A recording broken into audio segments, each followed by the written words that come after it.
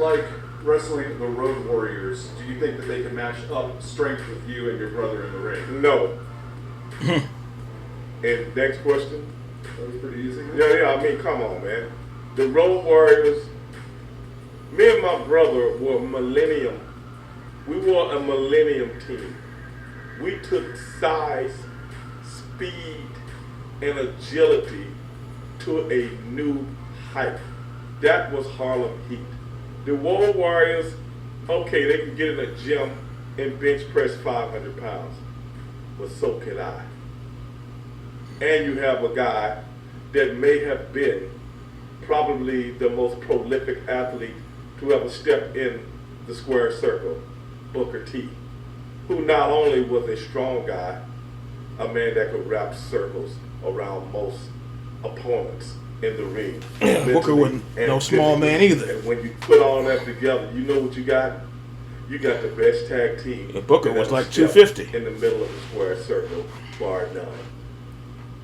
So would you say that Harlem Heat was better than Stars and Stripes? I would say. What about Stars and Stripes? Come on now. That anyone I like the Patriot and Bagley. Conjure up and spit out of their mouth. That's what I'm saying. What were your initial impressions? You and your brother had been in the company for a while at this point, and then Kevin Nash and Scott Hall showed up. Do you have any feelings one way or another about that? You know what? I'm not an insecure person when it comes to professional wrestling. I am a realist. And WCW was, I had nothing with Kevin Nash and Scott Hall are two of my best friends that I ever encountered in this business. I had no ill will toward them, none whatsoever. My ill will was toward people that ran WCW.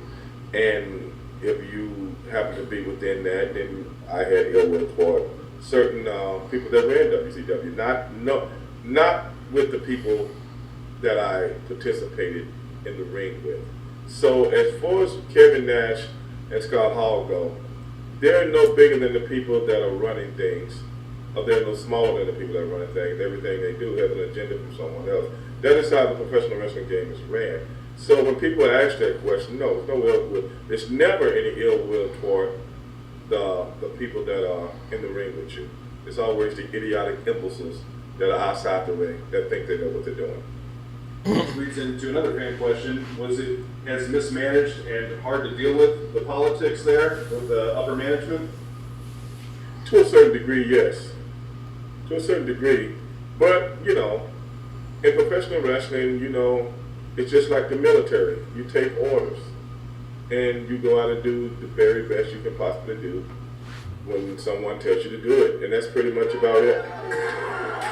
This is the last of the fan questions, but you were around when the Ultimate Warrior came into WCW, and they wanted to know how you felt about that entire deal. It was a debacle, just like most things that people came. Let's not start picking at the Warrior now. Let's not start that. In one organization, then they try to bring them to another organization and trying to capitalize on something that happened years ago. And well, let me cut it off right there. Not sure about what Stevie said, but technically WCW started that because they admitted it later that they had the fake Warrior. So you know, what was that guy's name? The Renegade. And like I said another video, he looked like the Warrior when the Warrior came back in '92. Yeah. Similar with the shorter hair and everything. So I was like, because well, even back then, it was at '95. I said, that ain't the Warrior right there. Come on now. I knew that. I was like, wait a minute now. Once I seen his face, like, that ain't the Warrior.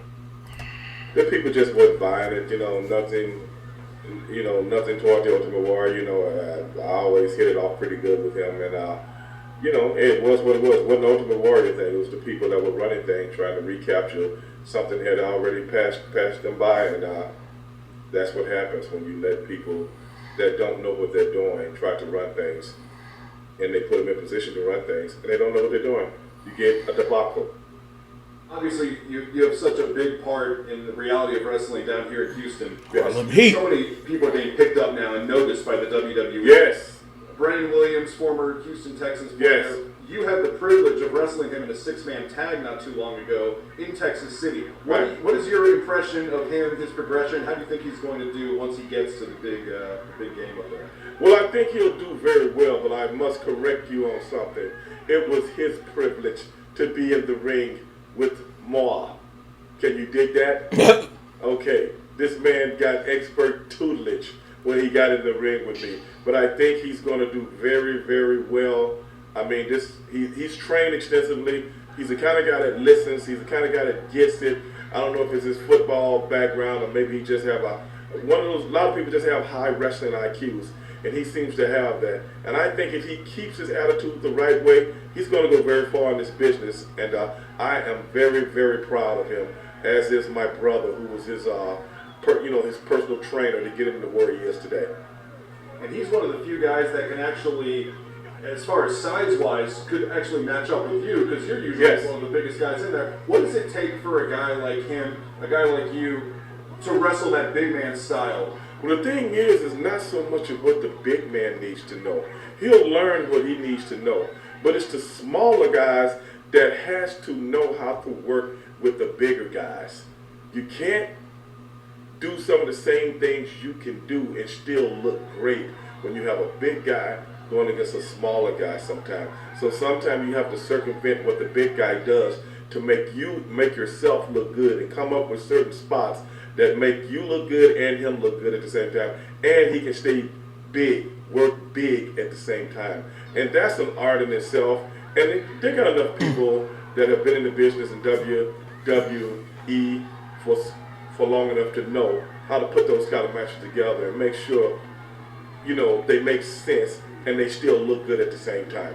On the female side, Athena, who was down here. Oh, she in AEW now, I think, right? Was PWA, now in Reality of Wrestling. She wasn't here that long ago. Yes. What are your impressions of her now that she's going to be Ember Moon in NXT?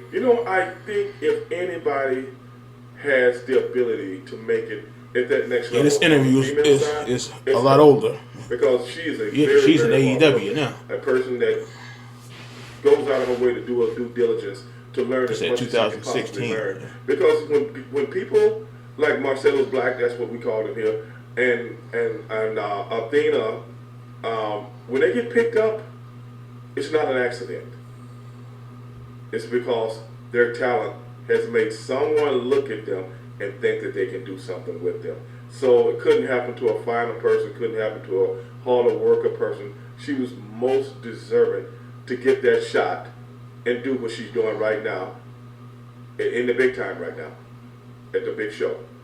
Who out of the core of talent that we have now, we've got Mysterious Q's, we've got just throwing some names out there. Ryan Davison, in my eyes, it is probably the most gifted pupil I have ever been around outside of the big leagues of professional wrestling that I've walked. And that's in every country that I've ever traveled. He's banned from the office, but is still trying to make America great again. Listen close before this gets taken down like him. Every single one of y'all Americans can get... Ryan Davison.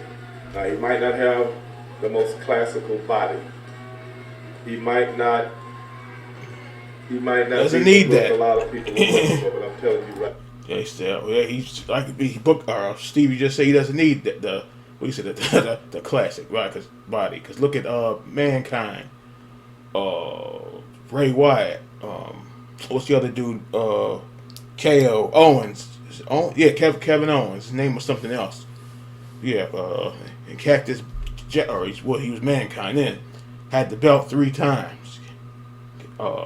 I wanted to see him go up there as Cactus Jack, but he was Mankind. Yeah. Like now, there are other guys out there. Well, he's Cactus Jack later. That doesn't have the classical bodies that can't hold a candle to this guy. I'm telling you right now, Ruthless Ryan Davison is the most talented individual in this part of the country, not just Texas. He's that good. He's great on the mic. He can do anything in the ring. The man is like Pontiac. He sells excitement. ruthless Ryan Davison, bar none.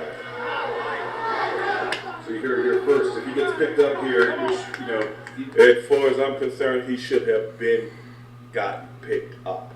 He's that good. you were talking about the promo skills. You were talking about how he sells the excitement. What are some of the other, like, the small things, the details that the fans might not see from their eyes since they're watching the show? What is it that he has all around that makes him such a unique performer and someone that should be picked up? Ryan Davison has a very high professional record. That was rugged. That back suplex off the He rope. soaks in every single solitary thing that you tell him. And then he implements it like no other.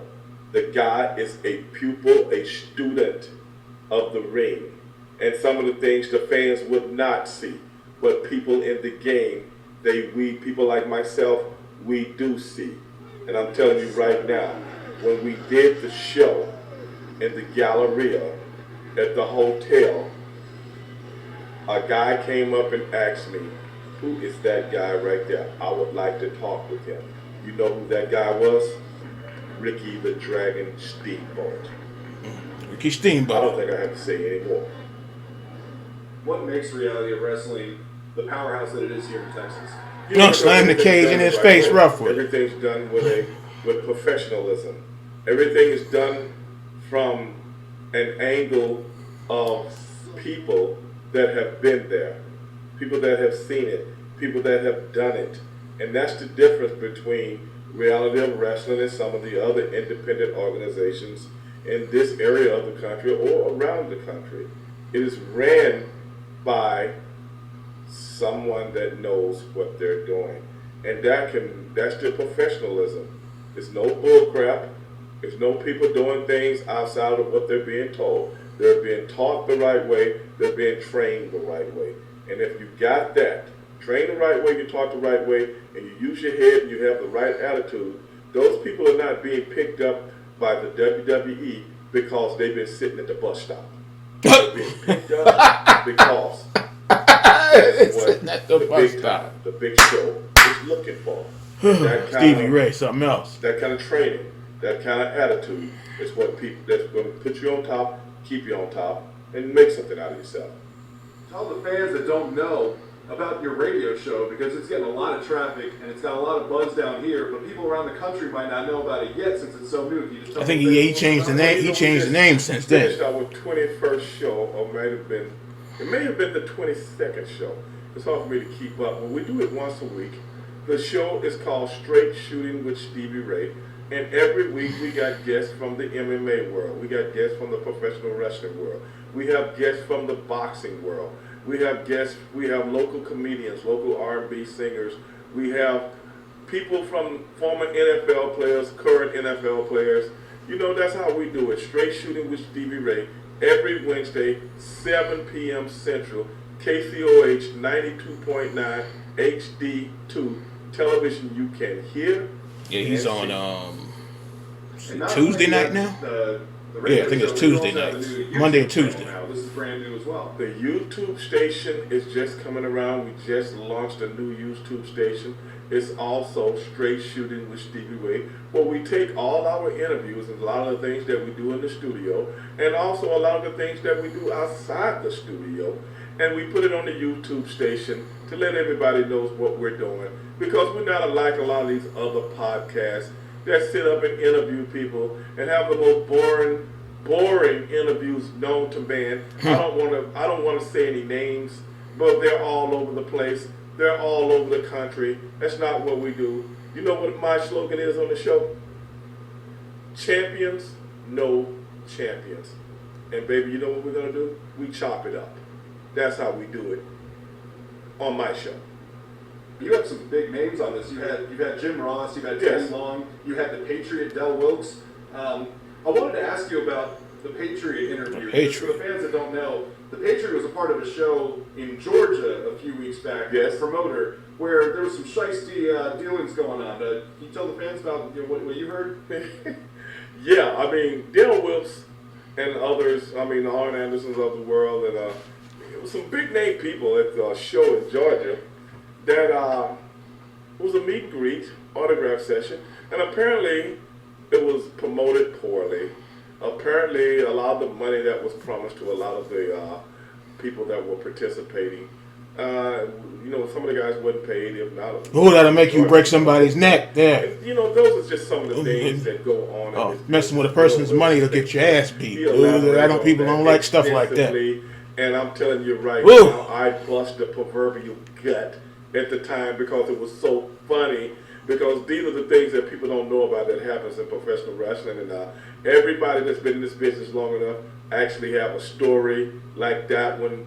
And matter of fact, I even had to share one of mine with him the same day he was on the show, telling us about what happened with that. But apparently Dale got his money. I think he strong-armed somebody, but he did get his money.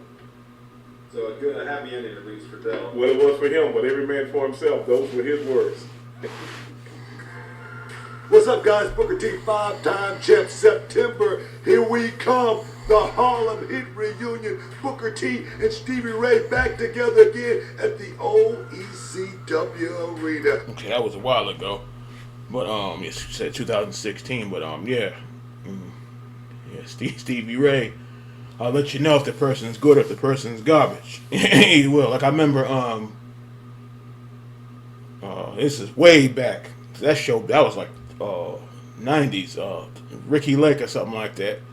They had the wrestlers on, and Stevie Ray, he wasn't trying to be mean, but he let them know that you can't just get out there and then try to wrestle. He said, dude threw a clothesline. He said he shook his head.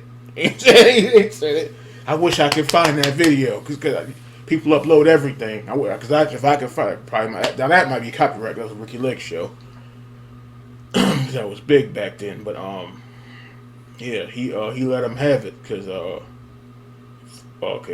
busting your head with the light tube and falling on the concrete on the hard rocks. Know about that? Yeah, he let him have it, but yeah, I'm gonna try to look for it, but if it's on there, it'll probably be like 2 minutes. They probably ain't gonna have the whole thing, but I'm gonna try to look for it anyway. But I remember him on there. The kids wanted to be wrestlers or something like that was the story. But yeah, that was interesting. But yeah, Stevie Ray, he's not gonna hold his lips. Now he's gonna let you have it, and that's it. That's it.